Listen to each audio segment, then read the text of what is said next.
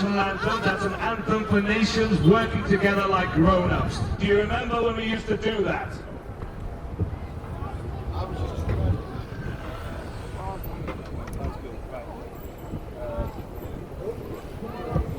So that was Keir Starmer's favourite tune.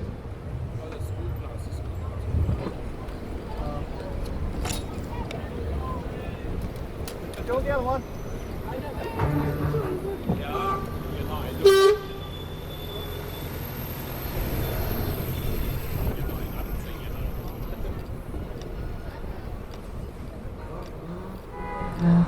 Okay, does anyone know what that music we just did was? No. Okay, it's Beethoven, you've heard of him, Ode to Joy, and it is the track that the EU made its sort of anthem. Now, it's making a national anthem because, of course, there are lots of nations, it's another state, but they sort of said, Ode to Joy, that's a great idea. Beethoven, he's big, it's almost like the German Beatles, you know. Everyone loves Beethoven. So you take one of his songs and you make it the theme for the EU. So that's why we do it, because we support the EU. And that's why we do it in German. And if any of you can speak German, you could probably tell that I can't. You can speak German? Well, the thing is, if anyone could hear me, you could probably tell that I really can't speak German. I'm just pretending, really. I'm sort of like, I've learned it phonetically, so I know what the sounds are, but I don't know what the words. I do know what the words mean, so I've looked it up. But, you know, I don't really speak German. Is that Yeah. I have a security camera all the time. There's about 6 cameras on this space right now. So yeah. I'm very confused. Okay. I don't follow politics. support Labour? Well, let me put it this way. I want to get rid of the Tories, and I'm very happy to vote Labour to do that. In an ideal world, I might be more inclined to vote Lib Dem, but where I live, that's pointless. You know certain constituencies, you know who's coming second. Conservatives. Because the thing is, the problem with the Tories, this lot, is that they're not really Tories. I've got a lot of respect for the real Tory tradition. I've never voted for them, but I've considered it. Never quite done it, but I've considered it. But this lot, they don't believe in Tory things. They're not really Tories. Because I'm Welsh. Are you guys Welsh? Well, I'm Welsh and Steve is Welsh. So, and there was a lady who used to be doing this all the time. She was Welsh. There were quite a lot of Welshies doing it. I mean, considering it's a small part of the whole country, our protest was disproportionately Welsh. So, do I watch it? Yeah, well, I can. Yes. Sorry, my name's Gareth. I was named by my father after Gareth Edwards. So, I mean, if you've ever seen have you ever gone onto YouTube to see that,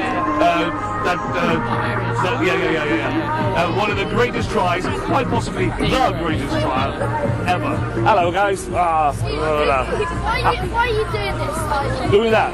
Right. It's because you'll be aware of Brexit and people leaving the country, leaving the EU, yeah? Well, we campaigned against that. We think it's a very bad idea, and we think that it is now proven to be a very bad idea by just about every possible measure. And, well, you guys, I get the impression 14, 15? Yeah, that's what it's, yeah, okay. Obviously you couldn't vote, it depends what, you'd been 8 or something, you know, obviously you couldn't vote. But, when that vote was done, obviously it was like 52% voted to leave, 48% voted to stay, right? That's the statistic they like to give you. But not everyone who could vote, voted. And obviously adults could vote, guys your age couldn't. If we just take that, the people who were allowed to vote, the electorate, right? 37% of the people with the power to vote voted to leave. Now 37% is in no form of maths a majority. And it was 36% voted to remain, and 27% didn't bother voting. And, you know, that's the system. But what it means is there has never been a majority for leaving, and every poll that's been done for about the last 18 months has been about 60% want to rejoin. It's sort of averaged at about 56%. That's the majority. But, this still isn't quite you guys, but this is very soon for you guys. They polled 18 to 24-year-olds. So basically the people who just at that point were just too young to vote. And they polled them now, the 18 to 24-year-olds. 80% of them want to rejoin.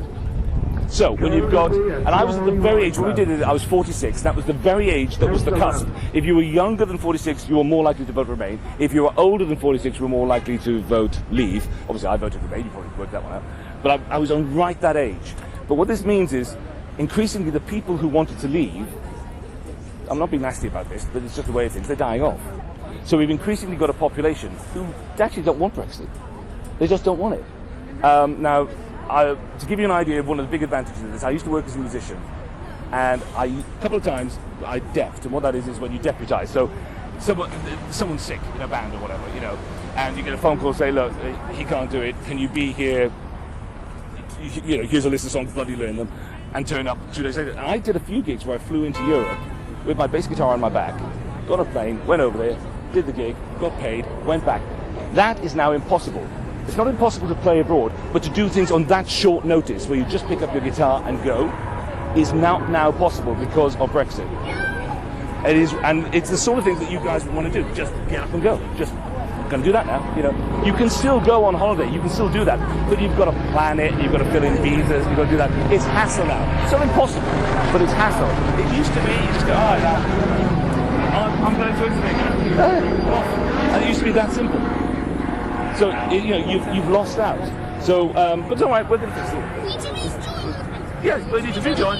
We're going to fix it. I mean, as far as I'm concerned, we should probably be able to fix it for around about the time you're able to vote. So just remember this, and by the time you're able to vote, the fact is it probably won't come to a vote again, because what will probably happen, I think, is sooner or later a party in there is going to say, if you vote for us, we'll take you back in. Could you put on that team spirit, or is that not English?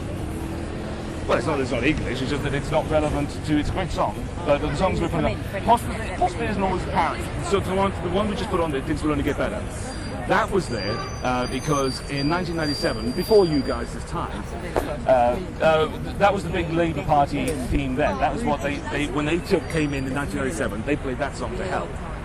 And actually, a little bit of curiosity for you, that song, do you know who plays keyboards in that song? Have you ever seen Professor Brian Cox, the astrophysicist? Well, he does things like Universe on the telly. Have you ever seen that series Universe, where they sort of talk about the planets and all of that? He's now a professor, but he played keyboards in that, so years ago. Well, yes, okay. I'm going to go back to the crowd. I hope you've thought that was a bit interesting. Have fun. What are you doing here? Are you doing a tour of the? Imperial War Museum. Ah, right. That's Churchill's War. Churchill, right? Oh, and here's another thing they don't tell you about. The EU wasn't invented by Churchill because it's after his time. But what Churchill did in 1948, just after the Second World War, the Council of Europe, and the whole point of that was to pull together the nations of Europe. And that was done initially by a couple of treaties. And what they did is, with the European countries who had been at war, Italy, the Benelux countries, Germany, of course.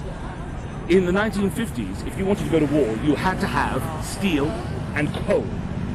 So they made these treaties that meant that everyone had to be interdependent in their supply of steel and coal, which effectively made it impossible for them to go to war with each other. And then that becomes what we call the EEC, which became the EC, which became the EU. And that guy started it. He didn't exactly start the EU, but he started the thing that would grow into the EU. And they don't like to tell you about that because the other side, the Brexiteers, like to go, oh, well, Churchill wouldn't have any of this nonsense. Well, in much of the way that Margaret Thatcher was very strident in getting the EU to work for us, and I've got to give her credit for that. I'm not a big fan of it, but I've got to give her credit for that. She did things like got our rebate and got certain things sorted. So it was a deal that had to work for us. And there's nothing wrong with that. If it's your country, you make the deal work for you. That's perfectly sound. And I'm sure he'd have been exactly the same. But like Margaret Thatcher, he'd have seen the value of being in there, kicking up, making it work for you, yes, but making it work for everyone, because what it was all started for was to make sure that people did not go to war. You know, my grandfathers went to war.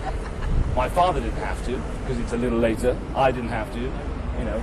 It would be nice to think that we never have to go to war in Europe again. But the thing is, the moment Brexit happened... Sorry, sir. We have to keep this area sterile now. You can go on the other side of the barrier. I'm going to go back over there. I hope that was interesting. Thank you. Thanks, Lauren.